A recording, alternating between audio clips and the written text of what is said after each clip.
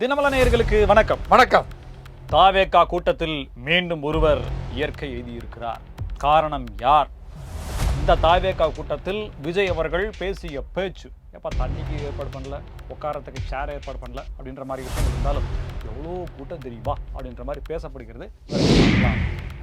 காவல்துறையில் பணிபுரியும் புவனேஸ்வர் என்ற பெண்மணி தன் இன்னுயிரை நீத்துள்ளார். அதே போல சத்யராஜ் என்ற ஒரு காவல்துறை நபரும் தன் இன்னுயிரை நீத்துள்ளார்கள். இதற்கு காரணம் குடும்ப பிரச்சனையா இல்லை மேலிடத்தில் ஒரு அழுத்தமா என்று பொறுத்து ஸ்டாலின் தான் வந்தாரு, 5000 ரூபாய் தந்தாரு என்று குடும்ப தலைவர்கள் எல்லாம் அப்படியே மகிழ்ச்சியில் துளைத்து கொண்டிருக்க, அதற்கு எதிர்மறையான பல விமர்சனங்கள் வந்து கொண்டிருந்தாலும் ஸ்டாலினின் மாஸ்டர் ஸ்ட்ரோக், ஒரே பந்தில் 6560 ரன்கள் அடித்த பாபர் வீரர் என்று அவர்களே தங்கள் புகழ் பாடி கொண்டிருக்கிறார்கள். இரண்டு பேருக்கும் என்னதான் கூட்டணியா இருந்தாலுங்க நாங்க அதிமுக மேடல் ஏற மாட்டோம்னு அமமுக சொல்லியிருக்கிறார்கள். அது ஒரு பக்கம் இருந்தாலும் கூட சீட்டு வாங்குவதற்காக எடப்பாடி மச்சான் பின்னாடி ஒரு பெரிய கியூவே நிற்கிறாங்க. அதுல யாருக்கு டோக்கன் கிடைக்கும் என்பது பொறுத்திருந்தான் பார்த்து. சேலம் கூட்டத்தில் பாருங்க, முக்கியமான அறிவிப்பை ஒன்று அறிவிச்சிருக்காரு வருங்கால முதலமைச்சர். யாரோடையும் கூட்டணி இல்லைங்க, தனிச்சு தாங்க. 38% கன்ஃபார்ம் ஆகுறதுனால நம்ம தான் முதலமைச்சர், பதவி ஏற்றுக்கிறது ஒண்ணுதான் பாக்கி அப்படிங்கிற ரேஞ்சில் ரொம்ப கான்ஃபிடண்டா பேசியிருக்காரு. 2 செங்கோலும் கொடுத்துருக்காங்க, வாங்கியிருக்காரு. என்ன நடக்குது? எந்த பதவியும் இல்லாதக்கூடிய அண்ணாமலை அவர்களுக்கு சக்தி கேந்திரா என்ற பொறுப்பு வழங்கப்படும். அந்த நிர்வாகிக்கான பொறுப்பு வழங்கப்படும். அது வருகின்ற 16ஆம் தேதி அமித்ஷா தமிழகம் வரும்போது அறிவிக்கப்படும் என்று எதிர்பார்க்கப்பட்டது. அத்துடன் தமிழகம் முழுவதும் தெருமுனை கூட்டம் நடத்த வேண்டும் என்ற அறிவுரையும் பாஜக வழங்கப்பட்டிருக்கிறது. இதை பத்தி தான் இன்னைக்கு நான் பார்க்க போறோம். இது சைட்லைட்ஸ்.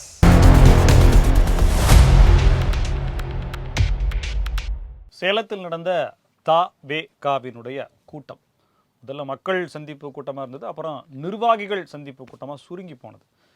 எனக்கு என்னன்னா, ஒரு கட்சி கூட்டம் நடக்குது அப்படின்னா அந்த கூட்டத்திற்கான நோக்கம் என்ன, அதன் மூலமாக அந்த கட்சி பெறக்கூடிய பலன் என்ன, இந்த கேள்வி ரெண்டுமே வச்சுட்டு பார்த்தீங்கன்னா, மக்கள் சந்திப்பு கூட்டம் நடத்துனீங்கன்னா அந்த மக்களை தலைவர் சந்திக்கிறாரு, தலைவருக்கும் மக்களுக்குமான ஒரு பாலம் உண்டாகும், அதன் மூலமாக கட்சி பிரபலப்படுத்தப்படும், சின்னம் பிரபலப்படுத்தப்படும், கட்சிக்கான ஆதரவு பெருகும். இதெல்லாம் கட்சிக்கு. இப்போ இது மக்கள் நிர்வாகிகள் சந்திப்பு கூட்டம் அப்படின்னா இவங்கெல்லாம் யாரு? உங்கள் கட்சியில் இருக்கக்கூடிய நிர்வாகிகள் தானே. இவங்க உங்களை சந்திக்கிறதுனால உங்கள் கட்சிக்கு என்ன பெருமை வரப்போகுது அப்படின்ற கேள்வி எனக்கு ஒரு சாமானிய மக்களாக வருது. சரி, இதை விட்டுருவோம். இன்னைக்கு அதாவது நிர்வாகிகள் தலைவரை பார்க்குறதே கஷ்டமாக இருக்குது இப்போ. ஸோ அந்த தலைவர்கள் எப்போவுமே காமராஜர் ஆட்சி காலத்தில் அது யார் தப்பு இல்லை காமராஜர் ஆட்சி காலத்துலனா மக்கள் தரிசனம்னு போவார் காமராஜர் போன்ற தலைவர்கள்லாம். அது மாதிரி தொண்டர் தரிசனம் அப்படின்னு போவாங்க. இப்போ இதெல்லாம் என்ன மாறி போய் தலைவர் தரிசனம் ஆகி போச்சு. இந்த தலைவரை தரிசனம் பண்ணுவதற்காகவே இந்த தொண்டரெல்லாம் போய் நான் தான் நிர்வாகின்னு சொல்ல வேண்டிய சூழ்நிலை ஆகிப்போச்சு. இப்போ இதெல்லாம் ஒரு டெலகிராம்லாம் இருக்குது, நிறைய லிங்க் இருக்குது, ஏதாவது படத்தை டவுன்லோட் பண்ணி பார்க்க வேண்டியதானே. இருந்தாலும் அந்த நேராக பார்க்கக்கூடிய அந்த கிக்கு வராதுங்க. 41 இப்போ இங்கே 1. ஆமாம், அப்படி 42 ஆகி போச்சு. ஆமாம். இப்போ என்னன்னா, இந்த மாதிரியான பிரச்சனைகள் ஓடிக்கொண்டிருக்கும் போது 1 மணிக்கு பேச ஆரம்பிக்கிறாரு விஜய் அவர்கள். வர்றாங்க, கார் உள்ளே வரும்போதே ஸ்டார்ட் அப்படின்னு சொன்ன மாதிரி குறுக்கால போய் நின்றுட்டு அப்படியே சி மாதிரி நின்றுட்டாங்க. அப்படியே தலைவா இப்படின்றானுங்க, ஒருத்தர் இப்படின்றானுங்க, ஒருத்தன் ஆன்னு கத்துறான், ஒருத்தன் விசில் அடிக்கிறான், ஒருத்தன் இப்படி கையை இப்படின்றான், ஒருத்தன் இப்படின்றான். எல்லாத்துக்கும் தொண்டர்கள் அல்லவா இருந்தாலும் அப்புறம் போலீஸு எல்லாருமே விலக்கி விட்டு அந்த அமைதிப்படை என்கின்ற கருப்பு படை, பூனைப்படை அவங்களும் எல்லாத்தையும் விலைக்கு விட்டு அப்புறம் அப்படியே போகிறாங்க. கிட்டத்தட்ட 3 மணி நேரத்துக்கு முன்னாடியே அவங்க சேரே இல்லை, அங்கே நின்றுட்டு இருக்காங்க. 3 மணி நேரம் மதியம் 1 மணி. அதுவும் சேலம் மாநகர், மாங்கனி மாநகர் சூரியனுக்கு எவ்வளவு அருகாமையில் இருக்கும் அப்படிங்கிறது அந்த பகுதிவாசியான எனக்கு நல்லாவே தெரியும். எனக்கும் தெரியும், அந்த இடத்துல இருந்திருக்கேன் 3 மாசம் தேர்தல். ஆமா. ஸோ அப்படி இருக்கிற நிலையில ஒரு தண்ணி பாட்டில், சரி ஓகே தண்ணி பாட்டில் கொடுத்தாங்கன்னு வச்சுக்கோங்க, 3 மணி நேரம் நிற்கிறாங்க அப்படின்னா சாதாரண ஒரு நல்ல கட்டுக்கோப்பான கட்டுமஸ்தான உடல் இருப்பவனே டீஹைட்ரேட் ஆயிடுவான். 3 நாள் முன்னாடி ஒரு பயிற்சியை நடத்திருக்காரு. அது பாதுகாப்பு படையை சேர்ந்தது. அவருக்கு 6 மணி நேரம், இவங்களுக்கு 3 மணி நேரம் சார். அவருக்கு என்ன சொன்னார்? 6 மணி நேரம் சொன்னாரு, இவங்களுக்கெல்லாம் 3 மணி நேரம். டைம் கொஞ்சம் குறைச்சிருக்காங்க இல்லையா? எல்லாத்துக்கும் பதில் இருக்கு. ஆமா. ஸோ அவங்க நிற்கிறாங்க. சேலத்தில் கடந்த 20 வருடங்களாக வெள்ளிப்பட்டறையில் தொழிலாளியாக வேலை செய்து கொண்டிருக்கக்கூடிய சூரஜ் அவர் வந்திருக்காரு. அவர் எபிலெப்சி, அந்த வலிப்பு வந்திருக்கு. ஸோ அது அவர் மருத்துவமனைக்கு கொண்டு செல்லப்பட்டிருக்கிறார். அங்கிருந்து மறுபடியும் வேறொரு மருத்துவமனை கொண்டு போயிருக்காங்க. அதுக்குள்ள அவர் இறந்துட்டார் இல்லையா? சிகிச்சை பலனின்றி அவர் இப்போ இல்லை. அவருக்கு ஒரு மனைவி, 2 குழந்தைகள் இருக்காங்க. ஒரு பெண் குழந்தை, ஒரு ஆண் குழந்தை இருக்குது போல இருக்குது. அவருடைய ஒருவருடைய வருமானத்தின் பேரில் தான் அந்த குடும்பமே இயங்கி வந்திருக்கிறது. ஸோ இது என்ன நடக்குது, இதுக்கு யார் காரணம் அப்படிங்கிறதுக்குள்ள நான் போகல. சூரஜ் பேரை ராசியில் போட்டுருக்கேன். திருத்தணி இதே சூரஜ் பேர் தான் பிரச்சனை ஆச்சு போட்டுருக்கு. மகாராஷ்டிராவை சேர்ந்தவர். ஆமாம், இவரும் வட இந்தியா தான் இல்லையா? ஆமாம், பணியாற்றுறாரு. மீண்டும் அதாவது அவர் என்ன பார்த்து செஞ்சாலும் ஏதாவது ஒரு அசம்பாவிதம் நடக்குது அப்படின்றது எப்படி எடுத்துக்கிறதுன்னு தெரியல. இதுக்கு யார் காரணம்? தமிழக அரசு, பாதுகாப்பு கொடுக்காத காவல்துறை, வேண்டிய முதலுதவிகளை முன்கூட்டியே செய்யாத, இதெல்லாம் கணிச்சு தான் 5000 நபர்களுக்கு மட்டும்தான் அனுமதினாங்க. 4989 அப்படின்ற எண்ணிக்கையில் தான் கொடுத்தாங்க. அவங்களுக்கு உள்ளே வருவதற்கான அனுமதி சீட்டு அப்படின்றது கொடுத்தாங்க. இங்கே என்ன நடந்திருக்குது அப்படின்னா, அந்த அனுமதி சீட்டை கலர் ஜெராக்ஸ் எடுத்துட்டு நிறைய பேர் டபுள் என்ட்ரி போட்டாங்க அப்படின்னு நம்ம சொல்லலாம். ட்ரோன் ஷாட் காட்டுறாங்க. நம்ம இதுக்கு முன்னாடி திமுகவினுடைய கூட்டங்கள்லாம் பார்த்துருப்போம். அப்படியே ட்ரோன் ஷாட் காட்டுவாங்க. அப்படியே பல லட்சக்கணக்கான பேர் இருக்காங்க. சேர் இல்லைங்க, ஆளுங்க இருப்பாங்களா? சரி, நீங்க கிண்டல் பண்ற ஸோ அப்படின்னு சொல்லுவாங்க. நம்மளும் நம்புற மாதிரி இருக்கும் அந்த கேமரால. பட் இதுல 5000 பேத்துக்கு தான் அனுமதின்றாங்க. ஆனா அந்த ட்ரோன் ஷாட் பார்த்தா அதுக்கு மேல பக்கத்துல சைபரே போடலாம் போல இருக்குது. ஏங்க இதுக்கு தாங்க அந்த விழுப்புரம் மீட்டிங்லாம் நடந்துச்சு பார்த்தீங்களா? அப்போ என்ன சொன்னாங்க, எங்கள் தளபதி பார்த்தீங்களா வாட்டர் பாட்டில் கொடுத்துருக்காரு, ஸ்வீட் பாக்ஸ் கொடுத்துருக்காரு, எங்களுக்கு கேக் கொடுத்துருக்காரு, பிஸ்கட் கொடுத்துருக்காரு அப்படின்னு சொல்லி பெருமையாக இளைஞர்கள் மத்தியில் உதயநிதி செஞ்சாருன்னு சொன்னாங்க பார்த்தீங்களா? அது மாதிரி பையெல்லாம் கொடுத்துருக்கணுங்க. ஏங்க தரல? இல்லை கொடுத்துருப்பாங்க. நீ அதை பார்த்துட்டு மேற்கொண்டு தகவல் கண்டிப்பாக பத்திரிகையாளர்கள் விட மாட்டாங்க. அந்த ஷாட் காட்டுறாங்க, பல பேர் இருக்கிற மாதிரி தெரியுது. கூட்டம் 5000 பேர் தானா அப்படிங்கிறது ஒரு சந்தேகமா இருக்கு. ஏன்னா நிறைய நபர்கள் இருக்கிறாங்களோ அப்படின்ற மாதிரி இருக்கு. ஒருவேளை காவல்துறை இது எப்படி விட்டாங்க, அனுமதி விட்டாங்க? 5000 பேர்னு ஃபிக்ஸ் பண்றீங்க, அப்போ 5000 பேர் தானே நீங்க விடணும். பாண்டிச்சேரியில் இதே மாதிரி ஸ்ட்ரிக்டான அந்த ஆஃபீஸர் செய்த நடவடிக்கையினால எவ்வளவு கட்டுக்கோப்பானது. ஒரு சின்ன மாநிலங்க, யூனியன் பிரதேசங்க, அங்கே அங்கேயும் விஜய் போறாரு, கட்டுக்கோப்பா நடத்துறாங்க, முடிஞ்ச உடனே வெளியில வர்றாரு, எந்த அசம்பாவிதமும் இல்லை. தமிழ்நாட்டில் மட்டும் ஏன் இப்படி நடக்குது அப்படின்ற கேள்வி மீண்டும் வைக்கப்படுது. ரெண்டாவது, அந்த நடந்த இடம் அப்படிங்கிறதும் ஒரு பெரிய நெருக்கடியான இடம்லாம் ஒன்றும் கிடையாது. பெரிய கிரவுண்டில் தான் பண்ணியிருக்கிறாங்க. இந்த அளவுக்கு இருந்தும் ஏன், ஒருவேளை அவர் உடல்நலக்குறைவினால ஏதேனும் அசம்பாவிதம் ஏற்பட்டதா, அவருக்கு உடலிலேயே பலம் இல்லாததால் அவர் ஆர்வக்கோளாறுலாம் பண்ணா, இதுக்கெல்லாம் நம்ம எப்படி பொறுப்பாக முடியும் அப்படின்ற வெயிலில் டீஹைட்ரேட் ஆகி இந்த பிரச்சனை எல்லாம் கூட ஆயிருக்கலாம்.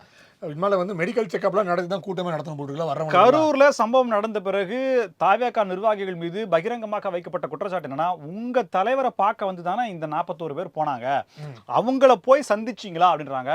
இந்த சூரஜுக்கும் இதுவரை எந்த தாவேகா நிர்வாகியும் சென்று சந்திக்கவில்லை அப்படின்ற குற்றச்சாட்டு நான் ரெக்கார்ட் பண்ற இந்த நேரம் வரைக்கும் தகவலா இருக்கு. ஏன்னா டபுள் செக் பண்ணிட்டு தான் இந்த விஷயத்த சொல்றேன் நான். ஸோ இதெல்லாம் ஒரு மரபு.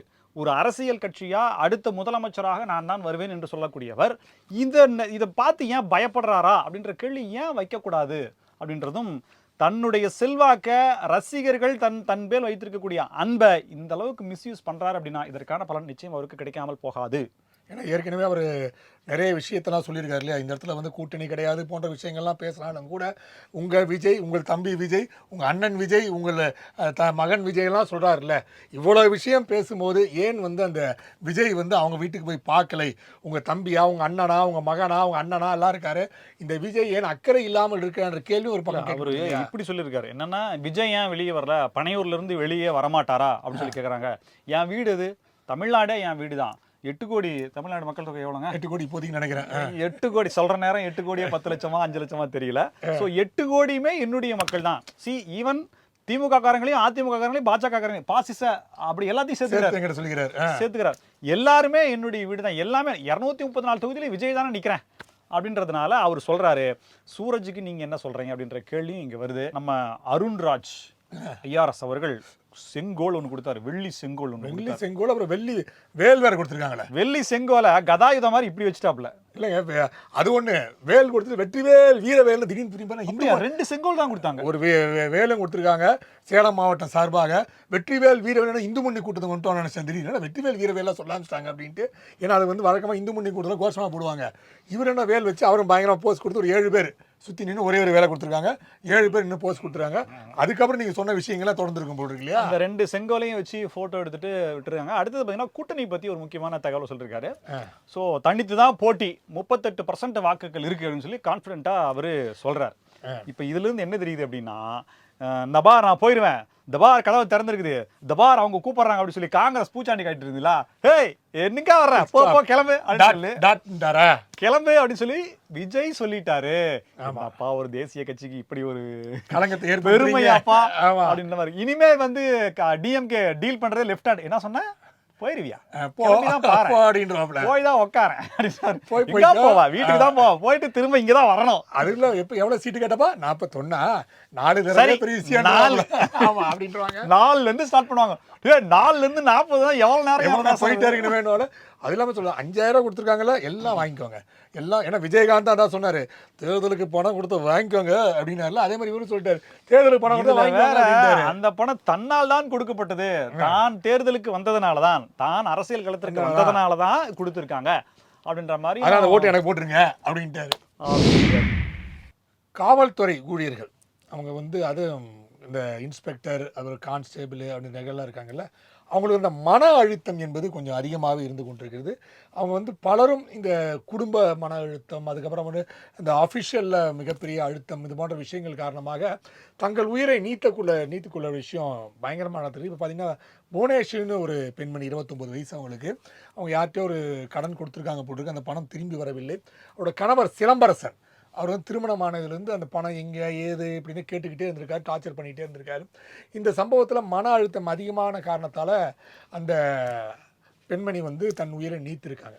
இது வந்து ஒரு மிகப்பெரிய விஷயமா பார்க்கப்படுது. அவங்க அப்பா சொல்கிறார், இந்த பொண்ணை வந்து நான் தங்கமாக கல்யாணம் பண்ணி வச்சுங்க, பாருங்க எவ்வளோ மன அழுத்தம் தெரியுமா, அப்படி என் கண்ணு முன்னாடி அடிப்பாருங்க அவரை. ஸோ இது மாதிரி நிகழ்வுகள் நடக்கும்போது நான் என்னங்க பண்ண முடியும், நான் அப்படியே வந்து என் மன சோர்வாக இருந்தேன், கடைசி என் மகள் வந்து இப்படி ஒரு முடிவு எடுத்துட்டான்னு நான் எதிர்பார்க்கவே இல்லை அப்படின்னாப்புல. இதே மாதிரி தான் எனக்கு தெரிஞ்சு விஷ்ணுபிரியான்னு ஒரு போலீஸ் டிஎஸ்பி போலீஸ் ஆஃபீஸர், அவங்க டிஎஸ்பி, அவங்க கூட அது மாதிரி தற்கொலை செய்து கூட, அதுவும் பல மர்மம், இன்னும் வெளிவராத மர்மங்கள், அது ஒரு மர்மமாக பார்க்கப்படுகிறது. அது மட்டும் இல்லை, இன்னொரு விஷயம், சத்யராஜ் அப்படின்னு ஒரு போலீஸ், அவரும் இது வந்து தன் வீட்டில் வந்து மனைவி வந்து இது மாதிரி நல்லா பிரச்சனை பண்ணாங்கன்னு சொல்லி அவரும் தற்கொலை செஞ்சுக்கிட்டாரு. சில நாட்களுக்கு முன்பு இதே மாதிரி ஒரு போலீஸ் வந்து காவலுக்கு கொடுக்கப்பட்ட துப்பாக்கி எடுத்து அவரே தற்கொலை செய்து கொண்டார். ஸோ மன அழுத்தம். ஒரு வழக்கில் சஸ்பெண்ட் ஆன ஒரு நபர், அவர் வந்து இந்த மாதிரியான முடிவை எடுத்த பிறகுதான் சஸ்பெண்ட்ல யார் இருக்கிறாங்க பார்த்து அந்த டிஜிபி பண்ண விஷயத்துக்கு முன்னாடி அந்த விஷயத்த அடிப்படையா வச்சுதான், ஓ இது இப்படி இருக்கா, இவங்களுக்கு ஏதாவது பிரச்சனையா ஆகக்கூடிய, இன்னும் குடும்பத்திலையும் பெரிய இன்னும் அடுத்தடுத்து நிகழக்கூடாதுங்கிறதுக்காக தான் அந்த முடிவை எடுத்து 202 பேத்துக்கு மீண்டும் பணி எடுக்கிறாங்க. இப்ப அதுக்கு லஞ்சம் கேட்கறாங்க அப்படின்ற மாதிரியான அதுவும் வந்திருக்கு. அது லஞ்சம் வாங்காத இடமே இல்லையா, அதான பெரிய பிரச்சனை. அங்கிங்கிட்டு இல்லாதபடி இங்கேயுமே பரவிருக்கக்கூடிய லஞ்சம் இல்லையா. ஸோ இந்த போலீஸ் பணிபுரிவுகளுக்கு மிகப்பெரிய மன அழுத்தம். நம்ம சொல்லலாம், போலீஸ் வந்து என்ன சார் அவங்க என்ன அவங்க மிரட்டுறாங்க இது மிரட்டுறாங்க, ஆனால் காவல்துறைகளுக்கும் மிகப்பெரிய ப்ரெஷர் இருக்குது. ஃபேமிலி ப்ரெஷர் ஒரு பக்கம், அது இல்லாமல் இந்த ப்ரெஷர் ஒரு பக்கம். அதனால கேரளாவில் வந்து பார்த்தீங்கன்னா போலீஸ் சங்கமே இருக்குது, போலீஸ்களாக போராட கிடையாது சங்கம் இருக்குது. தமிழ்நாட்டில் அதே மாதிரி சங்கம் ஆரம்பிக்கலான்னு முடிவு செய்யப்பட்ட போது எம்ஜிஆர் ஆட்சிக்கத்தில் அது பெரிய முற்றுக்கட்டை போட்டு அதை ஆரம்பிக்க விடாமல் செய்து விட்டார் எம்ஜிஆர் அவர்கள். அதுக்கப்புறம் தமிழகத்தில் வந்து போலீஸாருக்கான சங்கம் இல்லாமல் போயிடுச்சு. எம்ஜிஆர் விடலான்னு சொல்கிறீங்க, எம்ஜிஆர் செத்து போய் அத்தனை வருஷம் ஆச்சுன்னு, அதுக்கப்புறம் வந்தவங்கலாம் என்ன பண்ணாங்க, அதுக்கப்புறம் யாரும் அந்த முயற்சி செய்யலை. அதுக்கப்புறம் யாரும் சங்கம் என்பது முயற்சி யாருமே காவல்துறையில் செய்யலை. எம்ஜிஆர் காலத்தில் துவக்கினாங்க, அது நிறுத்தி வைக்கப்படும். ஆனால் கேரளா போன்ற மாநிலங்கள்லாம் வந்து போலீஸ் சங்கம் இருக்குது, இது போன்ற பிரச்சனைகளை பேசுவதற்கு, இது மாதிரி வந்து அந்த நிவர்த்தி செய்வதற்கெல்லாம் இருக்கிறது. ஸோ அந்த போலீஸ் சங்கம் என்பது முடக்கி வைக்கப்பட்டிருக்கு அப்படின்னு சொல்லப்பட்டாலும் கூட, இது மாதிரி போலீஸ் அதிகாரிகள் இதுபோல் செயல்படக்கூடியவர்களுக்கு வந்து அந்த மன அழுத்தத்தை வெளிப்படுத்துவதற்கு எந்த ஒரு வழி இல்லாமல் இருக்கிறார். அதனால் தற்கொலைக்கு காரணமாக முடிவுதுன்னு இன்று காலை, அதாவது இல்லத்தரசிகள் எல்லாமே அடைந்த மகிழ்ச்சி அப்படிங்கிறது, அவங்களுக்கு வந்து ஒரு நல்ல கணவன் அமைந்திருந்தாலோ, அல்லது ஒரு ஆண் குழந்தை பிறந்திருந்தாலோ, அல்லது ஒரு பெண் குழந்தை பிறந்திருந்தாலோ, அல்லது வேறு கவர்மெண்ட் வேலை கிடைச்சிருந்தாலோ, அந்த அளவுக்கு மீறின ஒரு அபரிமிதமான ஒரு அப்படியே என்ன சொல்லுவாங்க மகிழ்ச்சியின் உச்சம் இருக்கு இல்லையா, அந்த அளவுக்கு போயிட்டாங்க. காரணம் 5 மணிக்கு 5000 6 மணிக்கு மேல ஆரம்பிச்சிருக்காங்களா. ஆனா இதுல நம்ம உள்துறை செயலாளரா உதயச்சந்திரன் சார், ஆமா, அவரோட பிளான் பக்காவா இருந்திருக்குது. பெருமைக்குண்டான நபர் அவர் தான், யூசிஏ. ஆமா, ஏன் அப்படின்னு கேட்டீங்கன்னா, இந்த இந்திய அரசியலமைப்பு, அதாவது 1947 சுதந்திரம் பெற்ற இந்தியாவிலேயே ஒரே நாள்ல ஒரே திட்டத்துக்கு செலவிடப்பட்ட தொகை அப்படிங்கிறது இதுதாங்க ஜாஸ்தி.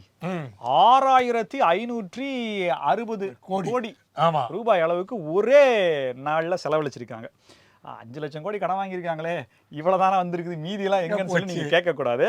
ஆனாலும் வரக்கூடிய மாதங்களுக்கான முன் தொகையா, முன் பணமா சம்மர் பிப்ரவரி, மார்ச், ஏப்ரல் இதுக்கு பாருங்க, இந்த திட்டத்துக்கு செலவழிக்கக்கூடிய தொகை இந்த திட்டத்தையே முடக்கிறதுக்காக பாஜக முயற்சி போட்டுதுங்க. அப்படின்னு சொல்லும்போது நீங்க எடப்பாடி என்ன சொன்னா தெரியுங்களா, எங்க 2014 தேர்தல் வந்துச்சு, அப்போ வந்து யாராவது முடங்கினாங்களா? அப்போ மட்டும் ஏன் தர போனீங்க? மகாராஷ்டிரால இது நடந்திருக்கு.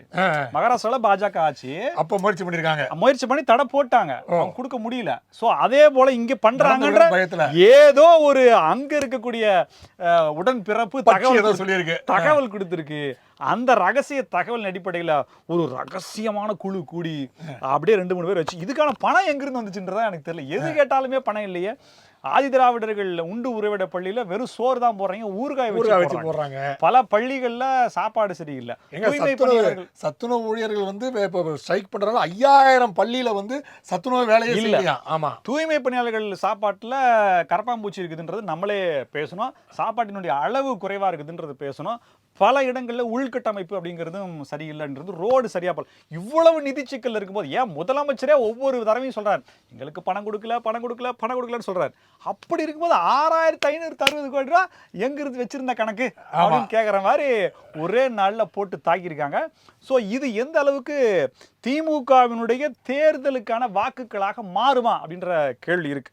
ஏன்னா இன்னும் ஏப்ரல்ல தான் நடக்க போகுது. ஆமா, அது வரைக்கும் விசுவாசித்திருப்பார்களா வாக்காளர்கள் அப்படின்னு தெரியாது. விஜய் வேற என்னால் தான் 1000 கொடுக்கிறார்கள், 2000 கொடுப்பார்கள், 3000 கூட வண்டியில கொண்டு வந்து கொட்டுவாங்க அப்படின்னு வேற அவரு வேற பேசிட்டாரு. இன்னொரு விஷயம் என்னன்னா, இந்த பணம் எல்லாம் வந்து எப்படி மறைமுகமா டாஸ்மாக் மூலமா 2 நாள் வந்து அது வேற அப்படின்னு ஒரு கவலை வேற. இன்றைய டாஸ்மாக் விற்பனை கேட்கணும், நாளைக்கு பார்க்கணும்.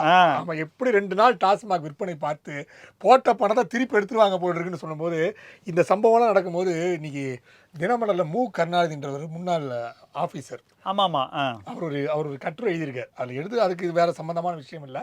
பட் அவர் சொல்றாரு, கசாப்பு கடைக்கானது ஆடு நம்பும். அதுக்கு என்ன சம்பவம்னு அவர் சொல்றாரு.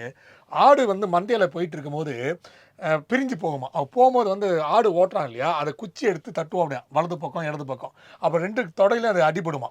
படும்போது அது 2 வலியாக இருக்குமா. அப்போ வந்து கசாப்பு கடைக்காரன் வந்து வாங்க வரும்போது அந்த கரெக்டாக அந்த கறி கரெக்டாக இருக்கா அந்த ஆடுக்கு அப்படின்னு போது தொடையை தான் அமுக்கி பார்ப்போம் இல்லையா. அது அமுக்கி போனால் நல்லா சுகமாக இருக்குமா அந்த ஆட்டுக்கு. அந்த தட்டி எடுத்தது ஆகா எவ்வளோ ஒரு மனிதநேயம் மிக்கவன் இருக்கான், நம்மளை நம்பி வந்து காலெல்லாம் அமுக்கி விட்றா அப்படியே அப்படின்னு மகிழ்ச்சியோட அவன் பின்னாடி போய் நக்கினே போகுமா. அப்புறம் தான் தெரியுமா அந்த கதை என்ன ஆச்சுன்ட்டு. அது மாதிரி தான் இந்த 5000 ரூபா போட்டோன்னே நம்ம மக்கள் ஆகா குஷியாக இருக்கான்னு போவான்னு நினைக்கிறாங்க. அது நடக்குமா என்பது கேள்விக்குறியா தானே இருக்கு. கன்னியாகுமரி மாவட்டத்தில் இருக்கக்கூடிய மலைகளை எல்லாம் நீர்நிலைகளாக மாற்றிய பெருமை திராவிட மாடல் அரசுக்கே சொந்தம். 5 லட்சம் கோடி கடன் வாங்கியிருக்காங்க. உள்கட்டமைப்பு வசதிகள் என்ன செஞ்சீங்க அப்படிங்கிறதும் தெரியல. ஸோ இவ்வளவு இருக்கக்கூடிய நிலையில 5000 ரூபாய் கொடுத்தவன மீண்டும் திராவிட மாடல் 2.0 தான் வரும்னு சொல்லி நம்புறாங்க. பாத்தீங்களா, அதுதான் தமிழக மக்களினுடைய நிலையாக இருக்கிறது. ஸோ இந்த 6560 கோடி அப்படிங்கிறதும் இதற்கு ஏதேனும் பங்கம் வந்து விடுமோ அப்படின்னு சொல்லி இதுல வேற பார்க்க போனீங்கன்னா, அடுத்து நான் வெற்றி பெற்றால் 2000 ரூபாய் கொடுப்பேன் ஐயா. இது அந்த 404 சேர்க்கிறதா இல்ல 505 சேர்க்கிறதா? அதுக்கப்புறம் சொல்றாங்க நீங்க மட்டும் வந்து பீகார்ல கொடுத்த போது யாராவது பேசுனீங்களான்னு மட்டும் தமிழை சேர்க்க சொல்லிட்டாங்க. பீகார்ல வந்து இங்க வைன் ஷாப்பு கிடையாது, டாஸ்மாக் கிடையாதுங்க. கொடுத்த போனா அப்படியே பத்திரமா இருக்கும். ஆனா இந்த 5000 ரூபாய் திருப்பி டாஸ்மாகே போயிடுமே. இன்கமிங் அது அவுட் கோயிங். ஆமா, அதனால எப்படிங்க அதை வந்து நீங்க பீகாரோட ஒப்பிடுறீங்க அப்படின்னு தமிழசாக்காவும் கேள்வி கேட்டாங்க. இந்த 5000 ரூபாய் கணக்கு பாத்தீங்கன்னா பிப்ரவரி, மார்ச், ஏப்ரலுக்கான மாதம் 1000 ரூபாய், 3000 ரூபாய். அப்ப மீதி சொச்சம் 2000 ரூபாய் கணக்கு அப்படின்னா அந்த 2000 ரூபாய் அதுக்குன்னா கோடை கால ஊக்கத்தொகையா. போன வருஷம் இல்லையான்றாங்க கோடை. அதுதான் இப்போ வருஷம் தான் ஏப்ரல் வருது, தேர்தல் வரும்போது மட்டும்தான் ஏப்ரல் வருதா? இது என்னங்க, இது எனக்கு ஒன்றுமே புரியல. அப்போ மழைக்காலம்லாம் இருக்குது, குளிர்காலம்லாம் இருக்குது, இப்போ இதெல்லாம் எப்படி அப்படின்னு சொல்லி கேட்குறாங்க. ஸோ இப்போ ஒவ்வொரு வருடமும் வரும்போதும் பண்ணீங்களா? 2வது பொங்கலுக்கு பணம் கேட்டாங்கல்ல, ஆமாம், அதுக்கு என்ன ஆச்சுன்றது தெரியல. அனைத்து பெண்களுக்கும்னு சொன்னீங்களே, 2 வருஷம் கழிச்சு தானே பார்ஷியலா கொடுத்தீங்க. அப்ப அந்த பேலன்ஸ் 24,000 ரூபாய் எங்க போச்சு அப்படின்னு கேள்வி கேட்கறாங்க. அப்படின்னு பலன் கேட்கறாங்க. சரி, 5 லட்சம் ரூபாய் கடன் வாங்குனீங்கல்ல, ஒவ்வொருத்தனுக்கும் கடனுடைய, அதாவது தமிழகத்தினுடைய பிரஜையாக இருக்கக்கூடிய ஒவ்வொருத்தனுக்கும் கடன் தொகை இவ்வளவுன்னு சொல்லி பிரிச்சு போட்டுருக்கும்ல. ஆமா, அதுக்கு எங்களுக்கு சம்பந்தம் இல்ல, கவர்மெண்ட் வாங்குது கட்டுது அப்படின்ற ஒரு பொன்னான கருத்தை அந்த பொருளாதார மேதை சொல்லியிருந்தாலும், நாங்க வாங்கின கடன், எங்க மேல இருக்கக்கூடிய கடன்ல 5000 ரூபாய் கொடுத்துட்டீங்க, மீதி பணத்தை எப்ப கொடுக்க போறீங்க கேள்வி வேற வந்திருக்குது. சோ பல அறிவார்ந்த கருத்துக்கள் வச்சிருக்காங்க. ஆனா இதெல்லாம் எதுவுமே இல்லாம முதலமைச்சர் அவர்கள் பேசிய காணொளி எக்ஸ் வலைதளம் முழுக்க நிரம்பி கிடக்குது. 6 மணிக்கு கிரெடிட் ஆகுது, 5 மணிக்கே வீடியோ போஸ்ட் பண்ணிட்டாங்க. நான் இன்னைக்கு மன நிம்மதியோடு இருக்கிறேன், மன மகிழ்ச்சியோடு இருக்கிறேன் அப்படின்னு 6500 கோடி ரூபாய் என் கஜானாவில் இருந்து அப்படியே வாங்கி கொடுத்துட்டேன் அப்படின்ட்டாரு. என்னமோ அவர் கையில் பைசா வந்து கொடுத்த மாதிரி. டாஸ்மாக் வருமானத்தினுடைய பாதியை மடைமாற்றி கொண்டு போறீங்களே, இப்போ அண்ணா அறிவாலயத்தில் இருந்தோ இல்லை அந்த காசுல இருந்தோ போடலாமே. கனிம வளங்கள் கொள்ளையடிக்கப்படுது, ஆற்று மணல் கொள்ளையடிக்கப்படுது, இந்த காசுலாம் எங்க போகுது அப்படின்னு சொல்லி பலவாறாக கேள்வி கேட்டாலும் அமைதி அமைதி, திராவிட மாடல் 2.0, தமிழகம் போராடும், தமிழகம் வெல்லும், வெல்லட்டும் நீதி, தீ பரவட்டும். இல்லைங்க பார்த்தீங்கன்னா இல்லை டெண்டர் வேற பார்த்தீங்கன்னா இந்த 3-4 நாள்லயே வந்து ஆமா அது வேற 4000 டெண்டர் கிட்ட விட்டுருக்காங்க. அது 15,000 கோடியாங்க. எப்பா கேட்கறதுக்கே தலை சுத்துதுங்க ஒவ்வொன்றும் விஷயத்துக்கு. நமக்கு 1% வச்சா கூட எங்கேயோ போவோங்க. இன்னொன்று தலைவர, இந்த வீட்டுக்களுக்கான உரிமங்கள், அதாவது வீடு கட்டுவதற்கான உரிமம் கேட்டு விண்ணப்பிப்பாங்க இல்லைங்களா, எதுவுமே பெண்டிங் வைக்காதீங்க, வந்த உடனே ஃபர்ஸ்ட் வாங்காதேன்னு இருக்காங்களாமா. காசு கூட நீங்க வாங்கக்கூடாதுன்னு சொன்னா ஒரே மகிழ்ச்சி. என்னப்பா நடக்குது, யாராலே வேணாமா ஏங்க, ஏதாவது அவர் வீடு கட்டும் போது வந்து ஏதாவது நீங்க கட்டைய போடுறதையும் சொல்லி ரொம்ப தயக்கத்தோட லஞ்சம் வேண்டான்ட்டாங்க அப்படின்ற ஒரு தயக்கத்தோடய திமுக அரசாங்கத்துல. அதாவது வந்து திமுக கிட்ட நீங்கள் சீட்டு வாங்கணும்னா, எம்எல்ஏ ஆகணும்னா, ஒன்று சபரீசன் மாப்பிள்ளை சாரை பார்க்கணும், இல்லைன்னா துர்காமாவை பார்க்கணும், இல்லை அவரோட மகனை ஐயா சேகர்பாபு பார்க்கணும். சேகர்பாபுலாம் கிடையாதுங்க, விளையாட்டில் இல்லை, அதெல்லாம் சேர்த்து நிற்கிறீங்க. அவரே சீட்டு கிடைக்கும் பார்க்கணும். அவருக்கெல்லாம் வந்து ஐயா ரகுபதி அதெல்லாம் அவுட் ஆஃப் ஸ்கோர்ஸுங்க எல்லாமே. ஒன்லி குடும்ப கிச்சன் கேபினெட் மட்டும்தாங்க. கிச்சன் கேசிக்கு மட்டும்தான் எல்லாம் கொண்டு உண்டு. ஒன்று சபரீசன், ஒன்று மாப்பிள்ளை சார், அதான் மாப்பிள்ளை சார் சபரீசன் அக்கா, ஓகே துர்கா அக்கா. அப்படி இல்லைன்னா நீங்கள் வந்து கனிமொழி அக்கா கூட கேட்கலாம், அவனுக்கு ஏதோ கொஞ்சம் கொஞ்சம் பவர் இருக்குது அப்படின்னு கேட்கலாம். அவங்களுக்கு வர்ற கோட்டாலும் அவங்க கொடுக்கலாம், அவங்க ஒதுக்கலாம் அதுக்கு. அதுக்கப்புறம் வந்து அதையும் வந்து மாப்பிள்ளை சார் வந்து உள்ள பூந்துருவார். இப்போ பூந்து நிலையாத்தா அவங்களுக்கு எதுக்கு அவ்வளோ தூத்துக்குடியெல்லாம் போய் இப்போ பிரச்சாரம் பண்ணிருக்காரு, போயிட்டு இருக்காரு இருக்கு, ஸ்வீட் கம்மியாக அப்படின்ற மாதிரி. அப்படிலாம் மகன் சார் இவ்வளோ பேர் இருக்காங்களே. அதே மாதிரி அண்ணா திராவிட முன்னேற்ற கழகத்தில் அம்மையார் உள்ள ஆட்சியில் இருக்கும்போது சசிகலா, அதுக்கு முன்னாடி நடராஜன் அவர் பார்த்து சொல்லுவார். அதுக்கப்புறம் சசிகலா, மன்னார்குடி அந்த குரூப் தினகரன், திவாகரன், சசிகலா இவங்க தான் வந்து ஒதுக்குவாங்க. அவங்க தான் வந்து கடைசியாக ஓகே ஓகே ஓகே அப்படிம்பாங்க. ஜெயலலிதா அம்மையார் சில பேருக்கு என்ன பண்ணுவாங்கன்னா ஜாதகம் பார்ப்பாங்க, இந்த ஜாதகம் ஒத்து வருதா அப்படின்னு பார்த்து தான் போடுவாங்க. 2016 அந்த ஒரு சம்பவத்தை உங்களுக்கு சொல்லிடுறேன். 2016 வந்து அம்மையார் அவர்கள் தங்களோட அந்த அண்ணா திராவிட முன்னேற்ற கழக ஆஃபீஸில் அந்த மேனிஃபெஸ்டோவை ரிலீஸ் பண்ணுறாங்க. மேனிஃபெஸ்டோ ரிலீஸ் பண்ணும்போது எல்லாமே இருக்கும்போது திடீர்னு அவங்க சொல்லிகிட்டே இருக்காங்க, திடீர்னு வந்து இந்த முதல் பிரதியை தினத்தந்தியை சேர்ந்த ராதாகிருஷ்ணன் பெற்றுக்கொள்வார். நாங்கள் உடனே அவருக்கு ஒன்றும் புரியல, ஜெர்க்காயிட்டார். ஒரு நிமிஷம் ஜெர்க்காயிட்டு போயிட்டு அப்படி வாங்கிட்டுலாம் வந்தோம். அப்புறம் தான் சொல்லப்பட்டது, அம்மையார் வந்து நாளைக்கு யாரெல்லாம் வந்து ரிப்போர்ட்டர்ஸ் வருவாங்க அப்படின்னு கேட்டு அவங்க ஜாதகத்தை வாங்கி அந்த ஜாதகத்தில் இந்த ஜாதகம் மட்டும் தான் கரெக்டாக இருக்குன்னு சொல்லி அவங்ககிட்ட வாங்கி இந்த மேனிஃபெஸ்டோவை கொடுக்க வச்சாங்க அப்படின்ற செய்தியெல்லாம் உண்டு. இப்போ அதெல்லாம் கொஞ்சம் மீறி போய் இப்போ என்னன்னா, எடப்பாடியார் அவரோட மச்சான் வெங்கடேஷன் இருக்காரு. பாருங்க பல லட்சக்கணக்கான பேர் நம்ம ஜாதகம் பார்த்து பொழைச்சிக்குவோம். இல்லை நம்ம ஜாதகத்தை மாற்றியாவது எழுதுவோம்னு நினச்சிட்டாங்க போட்டு பாதி பேர். அது மாதிரி என்னென்னா, இப்போ வந்து எடப்பாடியார் பிடிக்கணும்னா வெங்கடேஷ் ஒரு மச்சான் இருக்காரா, அதுக்கப்புறம் புறநகர் மாவட்ட செயலாளர் இருக்கார், ஒரு சேலம் புறநகர் மாவட்டம் இளங்கோ, இவங்க 2 பேர் தான் பிடிக்கணும். இவங்க 2 பேரும் ஓகே பண்ணி மித்துனுக்கு அனுப்பணும். மிதுன் யாருன்னா நம்ம எடப்பாடியார் மகன், அவர் ஓகே பண்ணுமா. மிதுனை சந்திப்பதற்கு கஷ்டம். என்ன தவிர என் குடும்பத்தில் யாருமே அரசியல் இல்லைன்னு நீங்க என்னன்னா இந்த கதையை சொல்றீங்க. ஆமாங்க, இதெல்லாம் வந்து சொல்லப்படுற அந்த அந்த அந்த வழிங்க, அந்த வழியெல்லாம் போய் தான் ஆகணும். ஸோ மித்துனை பார்க்க முடியாதுன்ற பட்சத்தில் வெங்கடேஷை போய் பார்த்து நீங்கள் சீட்டு வாங்கிக்கலாம். இல்லை வெங்கடேஷ் பின்னால இளங்கோ, இவங்க 2 சீட்டு வாங்கிக்கலாம். அப்படின்னா என்ன ஸ்வீட் பாக்ஸா இல்லை இதே மாதிரி ஜாதகம் பார்க்குறாங்களா? நீங்கள் போய் சார் அப்படின்னா நீங்கள் 25வது டோக்கனில் இருப்பீங்க நீங்கள். அதில் அவங்களுக்கு யாரு இன்னைக்கு ரேஞ்சுக்கு 25. ஆமாம், இங்கி வருங்காலத்தில் 250 2500 தெரியாது. அதாவது அவங்க இங்கி பிங்கி பாங்கின்னு போட்டு ஒருத்தர் சொல்லுவார், அவங்க நீங்கள் நிற்கலாம். ஸோ இது மாதிரி ஒரு நிகழ்வு நடந்து கொண்டிருக்குது அப்படின்னு அண்ணா திராவிட முன்னேற்ற கழகத்தில் பரவலாக பேசக்கூடியது. தேமுதிக தான் உங்களுக்கு தெரிஞ்சிடும், அவர் சுதீஷ் அவர்கள் தான் அவர் ஃபைனல் பண்ணுவார் எல்லா சீட்டையும் என்ன அப்படின்ட்டு. ஸோ அது மாதிரி ஒவ்வொரு கட்சிகளையும் இது மாதிரி அந்நியார் கடைசியாக முடிவு பண்ணுவாங்க. இவர் முதல்ல அவர்கிட்ட போய் பேசி அவங்ககிட்ட நெருக்கமானவர்கள்லாம் போய் பேசிட்டு அப்புறம் அங்கே போவோம். ஸோ இது போல இருக்கு. எனக்கு தெரிஞ்ச பிரச்சனைலாம் தாவேக்கால வரக்கூடாதுன்னு தான் 234 தொகுதியிலையும் விஜயே நிற்கிறார். அதனால சொல்லிட்டாரு உங்கள் விஜய் எவ்வளவு ப்ராசஸ், நீங்க எவ்வளவு வந்து கிரிட்டிசைஸ் பண்ணி பேசுறீங்க, அதெல்லாம் ஒண்ணுமே பேச முடியாது, அசால்ட்டா போயிட்டே இருக்கு. அவருதான் நிக்கிறது நான் தான் அப்படின்பாரு. எல்லாரும் இந்த மூஞ்சியை பாருங்க அப்படின்ட்டாரு அவரு. அதே மாதிரி இந்த சூழ்நிலை போயிட்டு இருக்கும்போது அமமுக சொல்லிட்டாங்களாம், இனிமேல் நாங்கள் பிரச்சாரத்துக்கு வந்து மேடை ஏற மாட்டோம், எங்க அண்ணா திராவிட முன்னேற்ற கழகத்தை.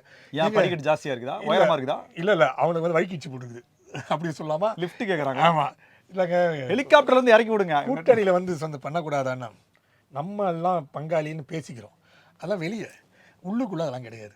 ஏன்னா என்ன, எங்கள் அண்ணன் டிடிவி வந்து அனுமதியே தரல, அனுமதி கொடுத்தா மட்டும்தான் நாங்கள் ஸ்டேஜில் ஏற முடியும். அப்ப அது உண்மையை போட்டு உடைச்சிட்டாங்கன்னு தானே அர்த்தம் அப்படின்னு சொல்லிட்டாங்களாம். ஓ, அப்ப கூட்டணியில் இருந்து கொண்டே உள்ளடி வேலையை பாக்குறாரா டிடிவி? போடுங்கப்பா டைட்டில் அப்படின்னு சொல்லப்படுது. ஸோ இப்போ டிடிவியோட அனுமதிக்காக அவர் கொடுக்கக்கூடிய அந்த பச்சை கொடிக்காக தான் எல்லாம் தயாராக இருக்கணுமா. அவர் பச்சை கொடி கொடுத்தா ஆட்டிட்டால் வந்து நாங்கள் ஸ்டேஜில் ஏறுவோம், இல்லைன்னா நாங்கள் எல்லாம் சைலண்டாக இருப்போம், நீங்கள் பிரச்சாரம் கூட்டணியில் சீட்டு வாங்கிருக்கீங்க. அப்பெல்லாம் அதே என்னது? அதுக்கும் சொல்லியிருக்காங்களாம், இது மாதிரி அண்ணா திராவிட முன்னேற்ற கழகத்தில் நாங்கள் வந்து பிரச்சாரம் பண்ண முடியாது நின்னா, நாங்கள் எங்க நாங்கள் வேணா எங்க இடத்துல நாங்கள் பிரச்சாரம் பண்ணிக்கிறோம். அதிமுக சொன்னா என்ன வருது? அவ்வளோ பேர் தான் எங்களுக்கு இருக்காங்க இருக்கிற இடத்துல, அதனால இங்கே நாங்கள் பிரச்சாரம் பண்ணிக்கிறோம், நாங்கள் வெளியெல்லாம் போகிறதுக்கு வெரி டயர்ட் ஆயிடுவோம் அப்படின்ட்டாங்களாம். சரி ஓகே, இது என்ன முடிவு பண்ணுவோன்னு பொறுத்திருந்து பார்க்கலாம்னு சொல்லிட்டாங்க. இந்த பிரச்சனைலாம் வரும்னு சொல்லிட்டு தான் முன்னாடியே தீர்க்கதரிசியா பார்த்த அண்ணாமலை அவர்கள் வர முடியாதுங்க, நீங்க போட்ட தொகுதிகளா வர முடியாது, என்ன கணக்குல நீங்க இதெல்லாம் போட்ட கடை சொல்லி போர்க்கடி தூக்கிட்டாரு பாத்தீங்களா. நான் அதான் சொன்னேன், நான் வந்து மாநில தலைவராக இருந்த என்ன போய் 6 தொகுதியில போட்டு வச்சிருக்கேன். அப்படிலாம் அவர் கேட்கல, மனசுக்குள்ள சொன்னாருங்க. மனசுக்குள்ள சொன்னது கேட்டுருச்சா? ஆமா, எனக்கு கழுகா இருக்கிறதால பேசினா மட்டும் கேட்குறீங்க, நாங்கள் பேசாம மட்டும் கேட்க மாட்டீங்களா அப்படின்னு சொன்னோன்னா, இப்போ என்ன இல்லைங்க, நீங்கள் வந்து கொஞ்சம் ஆர்எஸ்எஸ் ஆஃபீஸில் அன்றைக்கி கூட்டம் நடந்திருக்கு. அதை வந்து முதல்ல வந்து இங்கே பிஎல் சந்தோஷ் அவர்கள் அகில இந்திய அமைப்பு பொதுச் செயலாளர் நடத்தினார்.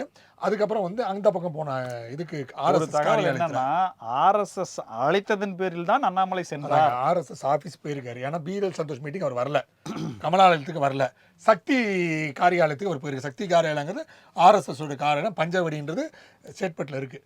அங்கே போயிட்டு எல்லா அதிகாரிகளும் கலந்து கொண்டு பேசுனதில் வந்து சரி கேசவ விநாயகர் அவர்கள் ரிலீவ் ஆகிடுறாரு, அடுத்தது நீங்கள் மாதிரி ஒரு 3 பேர் கொண்டு குழுவை நம்ம அமைப்போம். இப்போதைக்கு வந்து பிரசோப் குமார் வரலான் இருந்தார், பட் அது ஆர்எஸ்எஸ் இன்னும் அதுக்கான இதெல்லாம் தயாராகலை அப்படின்னு சொன்னாலும் சரி 3 பேர் கொண்டு குழு அமைப்போம். இந்த 3 பேர் கொண்ட குழு வருகின்ற தேர்தல் வரை இந்த கட்சியை வழிநடத்தும். அதே மாதிரி சக்தி கேந்திரா அப்படின்றது, அதாவது வந்து பல்வேறு பகுதிகளில் ஒவ்வொரு மாவட்டம் தொகுதிகளில் சக்தி கேந்திரான்ற அமைப்பை வந்து பாரதிய ஜனதா கட்சி உருவாக்கிறது. ஸோ அந்த சக்தி கேந்திராவுக்கு மொத்தமாக தமிழகத்தில் மொத்தமாக சக்தி கேந்திராவுக்கு அண்ணாமலை அவர்கள் பொறுப்பாக இருந்து வழி நடத்துவார்கள் அப்படின்னு சொல்லப்பட்டது. அது எப்போ அறிவிப்பு பதவி அது? ஆமாம், சக்தி கேந்திரா பொறுப்பாளர் வந்து ஒரு பாஜக தலைவர் நிகரான அது மாதிரி இருக்கும். பட் வந்து இது வந்து வழி நடத்துது, ஏன்னா இளைஞர்களை உற்சாகப்படுத்துவதற்கு அண்ணாமலை வந்து மிகப்பெரிய தூண்டுகோலாக இருப்பார் இந்த விஷயத்தில். அப்படின்னால சக்தி கேந்திரா பொறுப்பாளர் படுத்துவதா? ஆமாம், பீர் பாட்டில் பேசிட்டே இருங்க, கீழே கமெண்ட்ல பாருங்க, செம்ம திட்டு விட போகுது உங்களுக்கு. அதனால வந்து நானே தம் கட்டி பேசிட்டு இருக்கீங்க, ஒருத்தர் பேசி கீழே கமெண்ட்ல திட்டு வைக்கிறார், அதில் இவர் தான் காரணம்.